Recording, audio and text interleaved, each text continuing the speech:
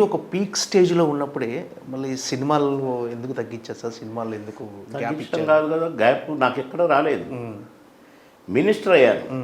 రాజకీయాల్లోకి వెళ్ళటం వల్ల రాజకీయాల్లో కంటే నేను సినిమా యాక్టర్గా కూడా ప్రచారాలకు పోయేది. ఎన్టీ రామారావు గారు నన్ను ప్రచారాలకు పంపేది. కానీ పోటీ చేయాల్సి వచ్చేది. నేను చేయనన్నాను, కానీ తప్పలేదు నాకు. చాలా బాధతో ఒప్పుకున్నాను. సరే అయినా కూడా ఎమ్మెల్యే ఉన్నా కూడా సినిమాలు చేసుకోవచ్చు కనుక నా సినిమాలు నేను చేసుకుంటూనే, కానీ కొన్ని సందర్భాల్లో ఒక డెసిషన్ తీసుకోవాల్సి వచ్చింది. ప్రజలను చూసి కొందరు ఏదో చేస్తాడు, మాకు ఏదో జరుగుద్ది, మాకు మా జీవితంలో ఏదో వండర్ జరుగుద్ది, ఈ అయ్య మాకు అన్నం పెడతాడు, ఈ అయ్య మాకు నీడనిస్తాడు, ఇట్లా కళలు కంటుంటారండి పాపం గ్రామీణ ప్రాంతంలో పేదరికం. ఇట్లాంటి వాళ్ళ కోసమే నాన్న ఎన్టీ రామారావు గారు పార్టీ పెట్టింది. ఇట్లాంటి వాళ్ళ కోసమే రాజకీయంలోకి వచ్చింది. మనం కూడా పని చేయాలి. నో, సినిమాలంటే కాదు. నేను ఉద్యోగిగా ఉంటే ఉద్యోగిగానే ఉండేవాడిని నెల జీతానికి, కానీ ఇంతటి లైఫ్ ఇచ్చిండు దేవుడు, ఇట్లాంటి వాళ్ళకు సేవ చేయాలి అనేది చిన్న మైండ్లో పడి కొంచెం ఇంట్రెస్ట్ పెట్టాను. ఈలో కూడా మినిస్టర్ అయ్యాను. కార్మిక చేయకూడదు, కార్మిక కాదు, కార్మిక మరియు కర్మగా, లేబర్ అండ్ ఫ్యాక్టరీ. క్యాబినెట్ మినిస్టర్ని చేయడం కోసం అసలు అయితే లేబర్ అండ్ ఎంప్లాయ్మెంటే ఉంటుంది ఒక పోర్ట్ఫోలియో. ఫ్యాక్టరీస్ వేరే ఉంటుంది, ఇండస్ట్రీస్ మినిస్టర్ అని ఉండేది. కానీ రెండు కలిపి లేబర్ అండ్ ఫ్యాక్టరీస్ అని పెట్టి నాకు క్యాబినెట్ మినిస్టర్ ఇచ్చారు. అప్పుడు చేయకూడదు సినిమాలు. అక్కడికి అడిగిన వద్దు, నాకు కామెడీ మంత్రి వద్దు, ఇప్పటికే కామెడీ చేసుకుంటాడికి ఇంత పెద్ద పోస్ట్ ఇచ్చినావు నువ్వు, నీతో equal post, cabinet rank, CM అంటే క్యాబినెటే కదా, కనుక నువ్వు చేయొద్దు అన్నాడు. సరే అనుకోని అప్పుడు గ్యాప్ వచ్చింది. కొంచెం తగ్గించారు సినిమా. గ్యాపే ఇక బాబుమోహన్ నటించట్లేదు. అప్పుడు కథ రాసేటప్పుడే నా పేరు బాబుమోహన్, ఈ క్యారెక్టర్ అని రాసేదే. అవును, ఆ కథల్లో ముందే బాబుమోహన్ అని ఫిక్స్ కాకుండా మామూలుగా కథ రాయటం మళ్ళా పాత పద్ధతికి పోయింది. అట్లా ఎవరు దొరికితే వాడిని పెట్టుకునేది ఓకే ఆ క్యారెక్టర్కి. అలాగే నేను నటించాలనుకుని మళ్ళా నాకు మంత్రి పదవి అయిపోయి మామూలుగా ఓడిపోయినాం. అప్పుడు చంద్రబాబు గారికి యాక్సిడెంట్ అయ్యి ఓడిపోయి గవర్నమెంట్ ఓడిపోయింది. అప్పుడు నాకు నటించే అవకాశం వచ్చింది. కానీ బాబుమోహన్ కోసం రాసే క్యారెక్టర్లు బంద్ అయినాయి. అవును, అప్పుడు నాకే చేయబుద్ధి కాలేదు. నాకేం కర్మ ఇట్లాంటి క్యారెక్టర్లు, ఎలాంటి క్యారెక్టర్లు వేసిన. అవును, కథను నడిపే క్యారెక్టర్ కదా నేను వేసినవన్నీ. మామగారు తీసుకోండి, బాబు చంద్రాయుడు తీసుకోండి, చంద్రాయుడు తీసుకోండి, మాతోనే ఆడినాయి సినిమాలు. కనుక ఇట్లాంటి క్యారెక్టర్లు వేయొద్దు అనుకున్న కొన్నాను. ఏదో మంచిది నచ్చితే ఒకటో రెండో చేసేది.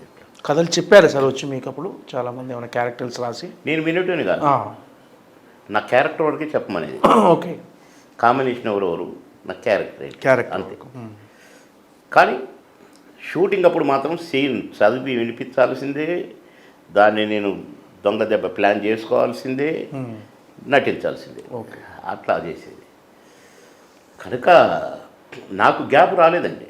ఓకే, మొన్న కూడా ఒక బాగుంది క్యారెక్టర్ చేద్దామని అనుకున్నాను, ఒకటి ఒప్పుకుంటే 10 వచ్చినాయి. అవును, సోదర చేశారు కదా రీసెంట్గా, సోదర అనే సినిమాలో చూసారు.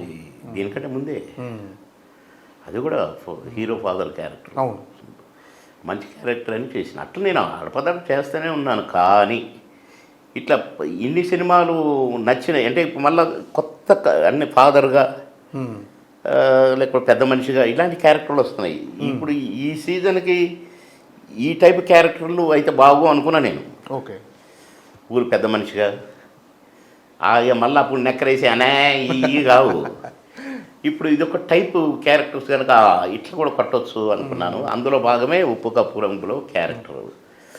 అందులో నాకు డైరెక్టర్ గారు అని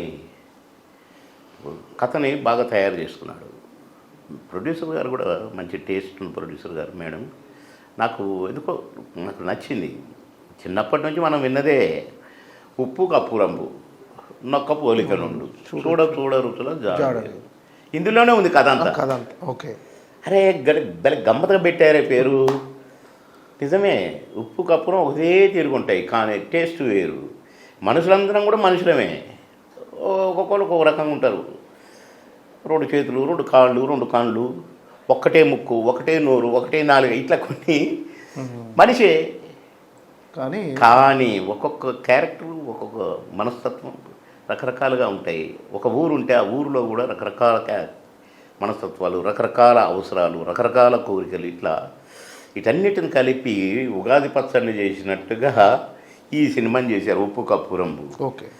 కనుక మంచి మెసేజ్, మంచి కామెడీ, అన్నీ కలగలుపుతో ఆ కథ అల్లుకున్నారు అని నేను సంతోషపడ్డా టైటిల్ విని. అందులో నాకు గ్రామ పెద్దగా నన్ను కాబట్టి నాది కూడా ఒక డిఫరెంట్ క్యారెక్టర్. ఆ ఊరు పెద్ద అంటే అర్థం ఏంటండి, ఆ ఊరిలో ధనవంతుడు. నా నా వేషమే చెప్పుద్ది అది. బంగారు ఉంగరాలు గింగరాలు ఎంత మీసం గీసం ఎవడ.